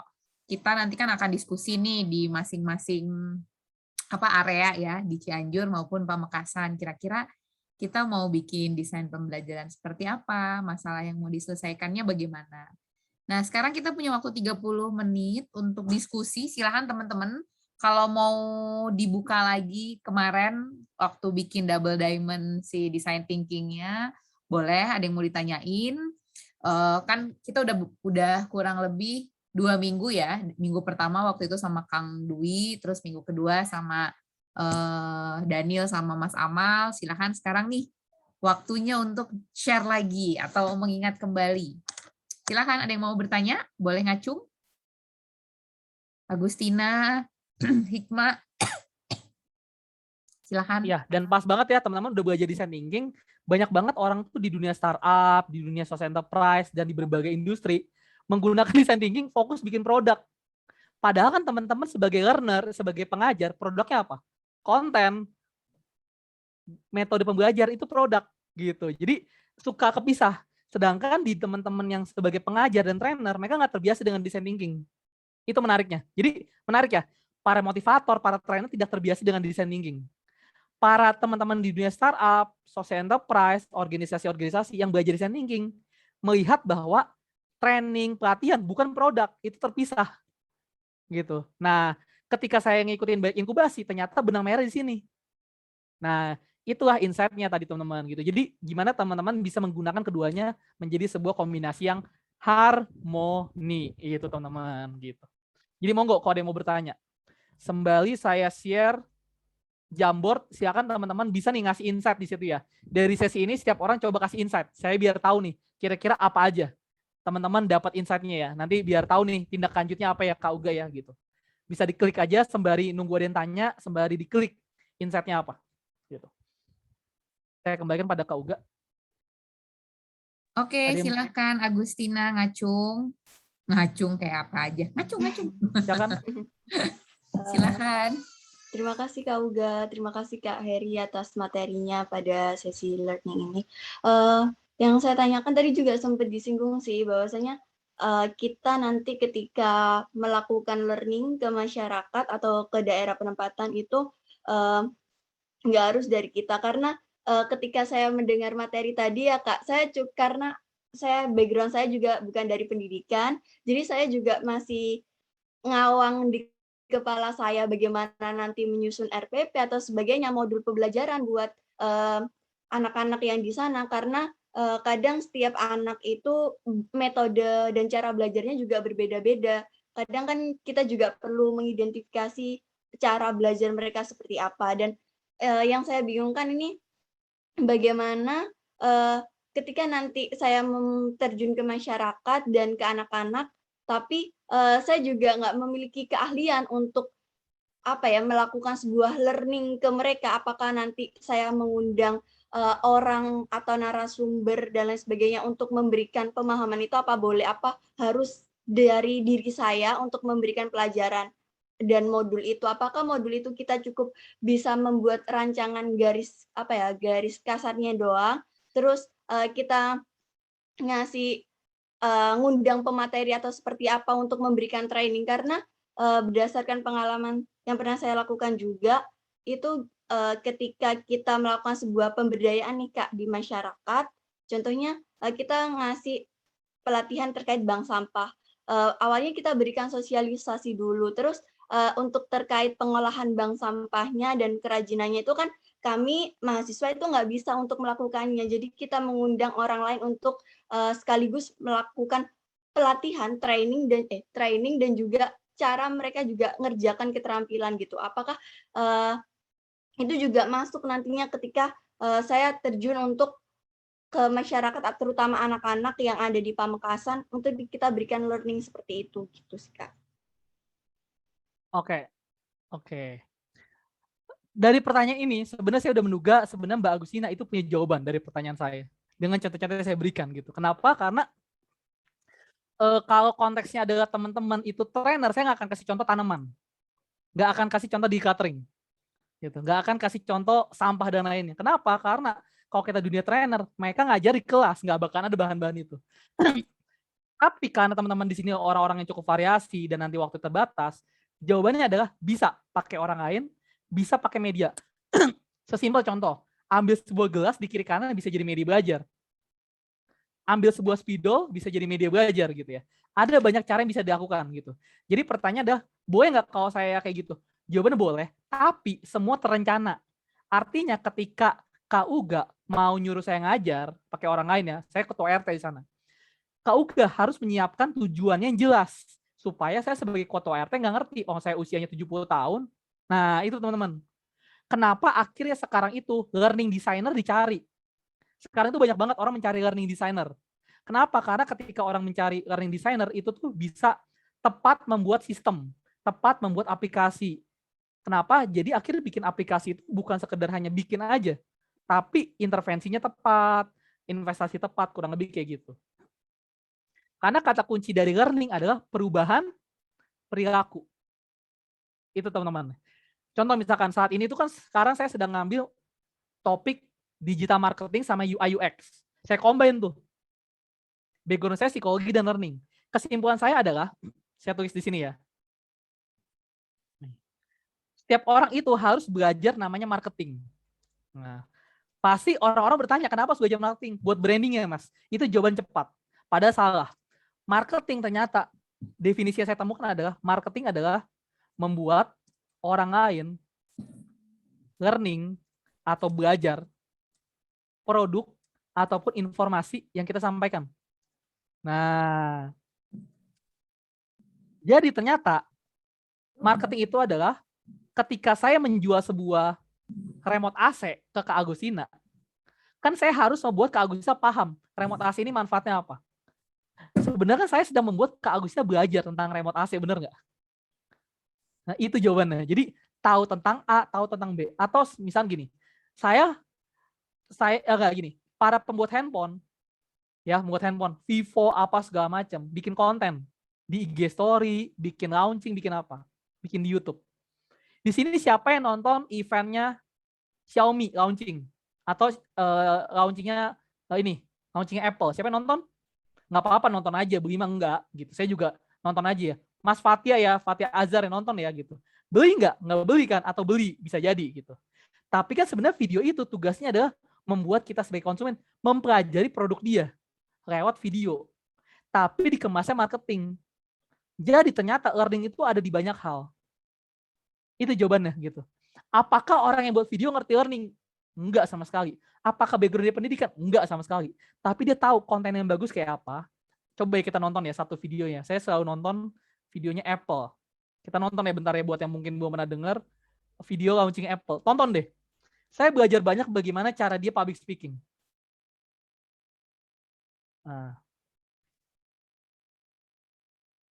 Nah ini nih. Bagaimana cara dia buat PPT ya, itu bagus banget. Tuh. Dari sini nih. Ternyata video ini semua direkam pakai kamera handphone. Kebayang nggak gitu? Nih kayak gini-gini nih. Ini ada unsur kamera handphone. Gitu. Nih, cara dia nih mempresentasikan ya gitu. Dia itu menjelaskan aspek yang ada di ini. Saya ambil contoh ini deh. Oh ini nih. Dia mau menjual iPad-nya. Yang dia lakukan adalah membuat kita sadar tentang keunggulan iPad-nya. Kan sebenarnya kognitif, bener nggak? Hingga akhirnya ketika kita keluar dari video ini, saya bisa pamer ke Mbak Uga. Mbak Uga, iPhone bagus banget, dia ngeluarin iPad ternyata A, B, C spesifikasi ini. Kan secara nggak langsung saya sedang ngapain itu?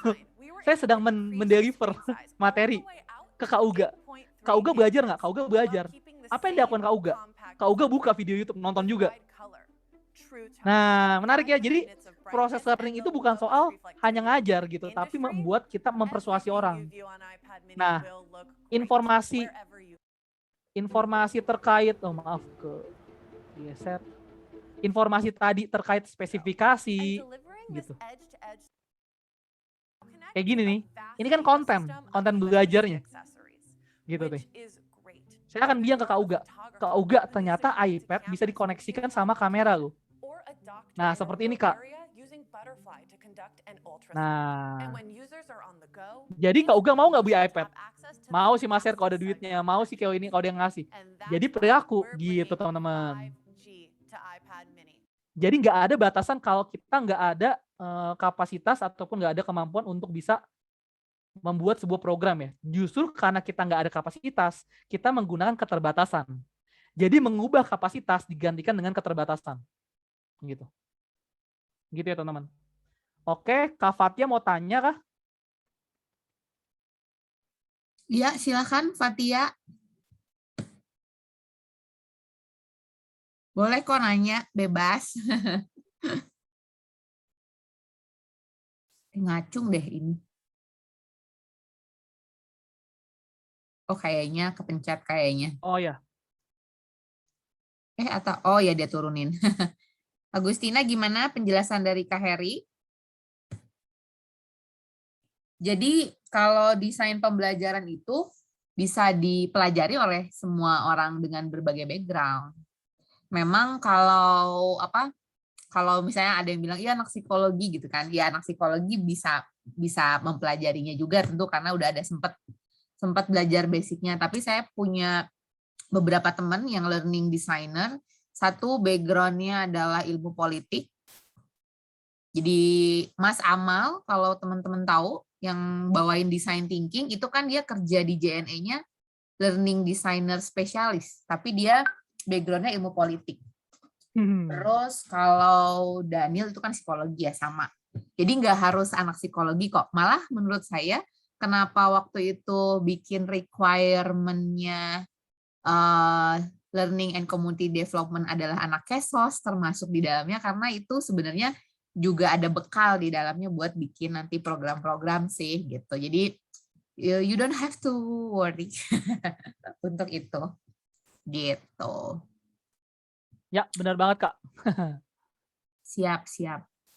Oh, nggak ada. Tadi raise hand karena video launching Xiaomi atau Apple, doi nonton.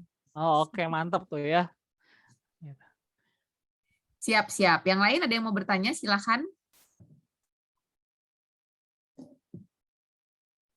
Hikmah yang anak learning. Di teman-teman yang fasilitator itu kan ada yang background-nya memang pendidikan ya. Pendidikan sejarah, pendidikan bahasa Indonesia, siapa kan? Si Lutfi ya. Terus ada teman-teman yang lain. Nah, fasilitator di sini juga nanti harapannya bisa membantu tim learning untuk mendeliver ya. Kalau pakai 6D tadi, dia bisa bantu mendeliver apa yang didesain oleh teman-teman learning gitu. Jadi nanti ketika membuat desain ataupun ketika lagi mencari masalah utamanya apa, teman-teman fasil sama teman-teman LCD itu bisa banget untuk sama-sama nentuin masalahnya dan mau bikin program apa gitu. Jadi tenang aja, nanti ini bareng-bareng kok ngerjainnya. Gitu. Oke. Yang lain? Ada yang mau bertanya lagi?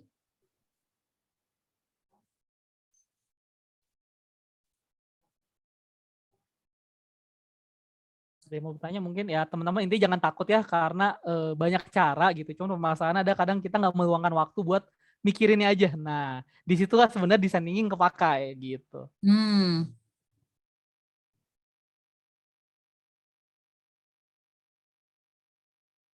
Oke. Kalau enggak, saya deh. Saya Oke, tadi mencatat beberapa hal. Sebentar. Nah, kan tadi Kak, di bagian tujuan berdampak kan ya. Jadi teman-teman ini kan udah kemarin itu belajar tentang program berdampak. Jadi programnya itu punya dampak. Nah, di sini diminta misalnya kita membuat 3 komponen sebagai tujuan pembelajarannya, performa, kondisi, kriteria. Yang 3 tadi. Aku lupa deh slide berapa nih. Oke, performa, kondisi, sama kriteria. Iya. Nah, misalnya gini ya, misalnya kan teman-teman nanti itu kalau yang waktu saya desain, kebetulan kan yang ngedesainnya saya gitu kan. Waktu ngedesain ini memang banyaknya titik beratnya di performa gitu. Jadi si mahasiswa bisa melakukan apa gitu ya. Jadi ada perilaku lah yang dibuat. Nah, kalau masih belum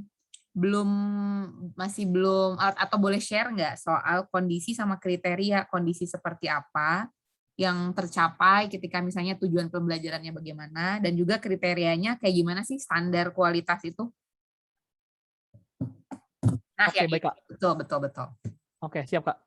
Ya, jadi sebenarnya memang ketika bikin tujuan pembelajaran itu kan kita kadang fokusnya pada kata kerjanya.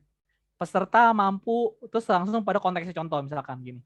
Kesehatan atau literasi digital. Peserta mampu memahami literasi digital, toh. Padahal kan literasi digital ada banyak komponen ya, Kak ya. Apakah 9 framework terkait dengan digital citizenship, apakah tentang teknologinya atau apa. Nah, itu yang perlu kita pahami sehingga ketika kita menentukan kondisi jelas bahwa peserta mampu menjelaskan terkait tentang literasi digital. Kondisi apa yang diharapkan dari performa itu? Mereka mampu nantinya membagikan pengalaman kepada anak SD, misalkan. Jadi program ini tujuannya dari TFT. Makanya saya lakukan adalah saya mampu bisa mendorong peserta yang ada di sini untuk bisa menjelaskan nanti kan anak SD. Nah, ketika saya udah menjelaskan kondisi kayak gitu, maka ketika KUGA nanti hire trainer, trainer ini bisa ngebayangin, oh para peserta ini akan ketemu anak SD.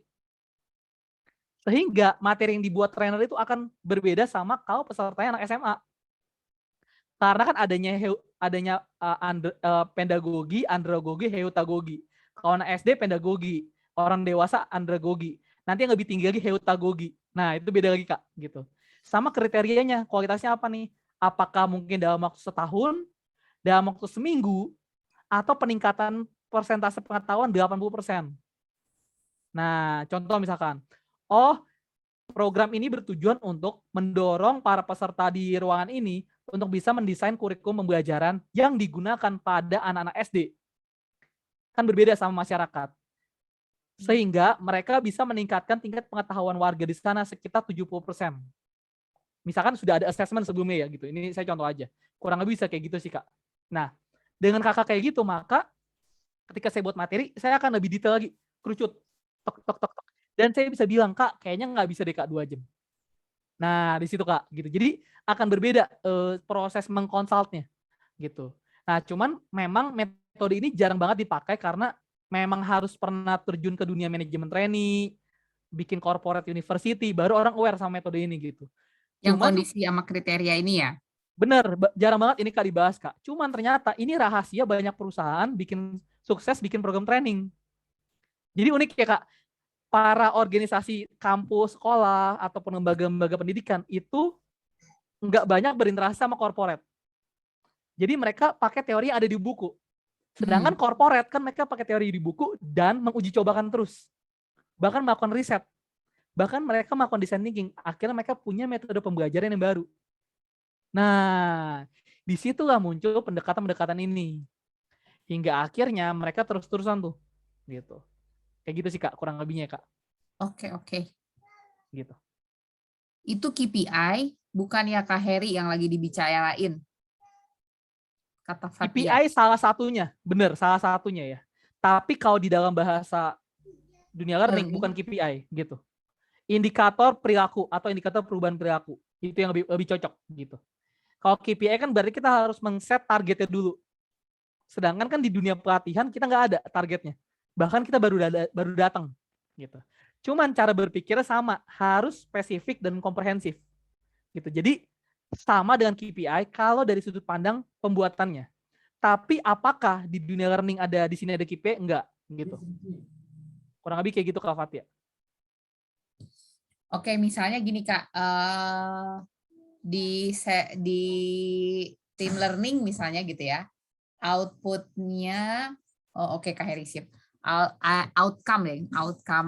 Output deh langsung ke produknya gitu, misalnya membuat 2 modul pembelajaran siswa SD misalnya gitu kan. Terus nanti ada 2 modul pembelajaran masyarakat, jadi ada 4 modul gitu kan. Itu adalah targetnya atau learning output yang dibuat gitu ya, dijadikan sasaran gitu.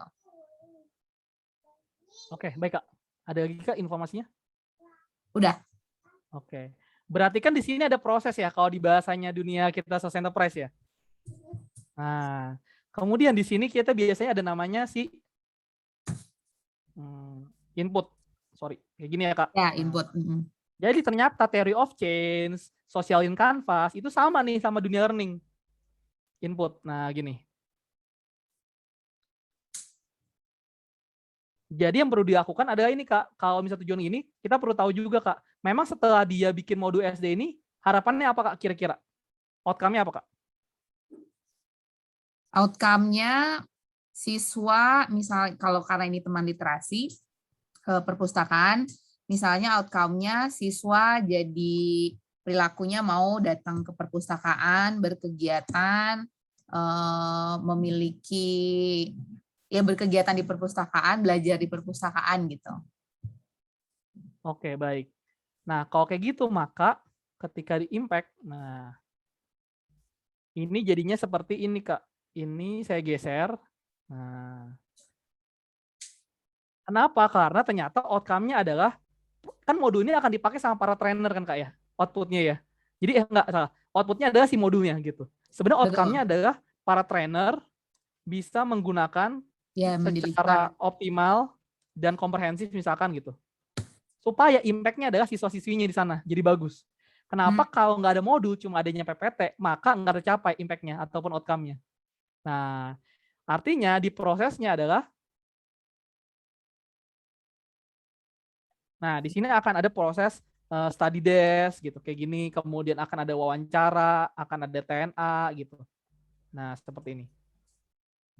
Ya. Betul. Nah, ini kacamata program. Tapi ketika ini dibuat menjadi objektif, nah kayak gini. Kan output itu ya, berarti kan misalkan apa ya, fasilitator SBI mampu mendesain modul pembelajaran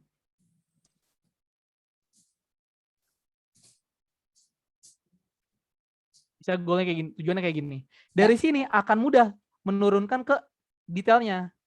Modul pembelajaran memang isinya ada apa aja? 1, ada karakter anak. Nah, 2 ada apa? 3 ada apa segala macam. Nah, ini jadi lebih mudah gitu. Itu sih Kak kurang lebihnya Kak. Oke, sip.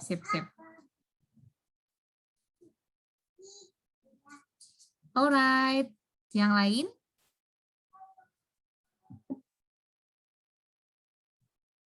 Yang lain? Ada yang mau ditanyakan kembali? Wah, langsung banyak nih. Nah, jadi kayak gini kurang lebih ya.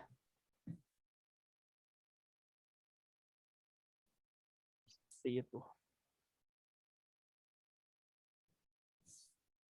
Ini menarik ya, dunia ini tuh sebenarnya agak menarik dan mulai ngetrend semenjak banyak platform edutech. Jadi kalau teman-teman pulang dari sana dan menggunakan ini, percaya teman-teman akan dicari. Posisinya namanya adalah learning designer atau learning architect. Ada juga learning strategist gitu. Nah, karena udah mulai berkembang, akhirnya saya ngebangun brand buat pribadi, namanya learning strategist. Karena fokusnya adalah bagaimana bisnis bisa dijawab dengan learning gitu. Kalau learning designer itu fokusnya pada menurunkan objektif pembelajaran menjadi metode. Tapi kalau antar kaitan dengan bisnis, dengan learning, nah ini namanya learning strategist. Gitu. Nah itu bisa teman-teman gunakan ya untuk kedepannya gitu. Jadi harapannya ketika teman-teman bersama SBI nanti turun ke lapangan, pulang lagi ke rumah masing-masing, ini ada skill yang sangat berguna banget. Oleh karena itu kenapa lulusan Indonesia mengajar banyak dicari. Jawaban itu ternyata gitu. mereka bisa ya tadi ya identified dulu gitu kan kebutuhannya, terus Benar. kasih intervensinya bentuknya seperti apa. Iya, benar. Mereka jago mengkonstruksikan proses belajar di lapangan. Sampai ketemu ke pemerintah, warga desa, itu mereka harus mikirin. Kalau nggak mikirin, mereka nggak survive setahun. Nah, itu dicari sama corporate, skill itunya ternyata. Gitu. Di situ skillnya itu ada namanya skill information seeking, problem solving, itu udah bahasa kompetensi itu kalau kami di corporate ya. Jadi dari satu keterampilan bikin learning design itu tuh kami bisa ngecek information seeking, problem solving, analytical thinking, itu ada banyak. Banyak banget gitu. Gitu sih. Alright, nice. Seru. Yang lain silahkan. Kalau ada yang mau bertanya, kita masih punya 4 menit lagi. 1 pertanyaan terakhir boleh. Terus teman-teman jangan lupa ini diisi untuk insight learning design-nya seperti apa yang didapatkan, atau mungkin kayaknya saya masih perlu mendalami yang mana. Itu boleh. Gitu. Oke. Adakah lagi? Kalau nggak ada, oke, kayaknya belum ada nih. Apa anak-anak mulai ngebul nih Kak kayaknya. Harusnya pada ngebul sih. Biasa saya buat materi kayak 3 jam, 4 jam, bahkan sampai ada yang 2 hari gitu. Maaf ya. Ya, jadi kita memang ada beberapa rangkaian gitu Iya. kan untuk arsitektur learning-nya. Minggu ini memang Nah, tentang pembuatan program, desain pembelajaran, kayak gitu. Minggu depan udah mulai agak slow, minggu depan inspiring story dari perpustakaan-perpustakaan. Oke, baik teman-teman. Kalau tidak ada yang ditanyakan lagi, saya coba ambil kesimpulan dari beberapa sesi yang tadi disampaikan. Jadi memang kita harus cek dulu, yang pertama adalah ketika membuat desain pembelajaran tuh yang pasti harus tahu kayak objektif dari pembelajaran atau programnya apa. Nanti kita bisa lakukan metode 6D tadi ya.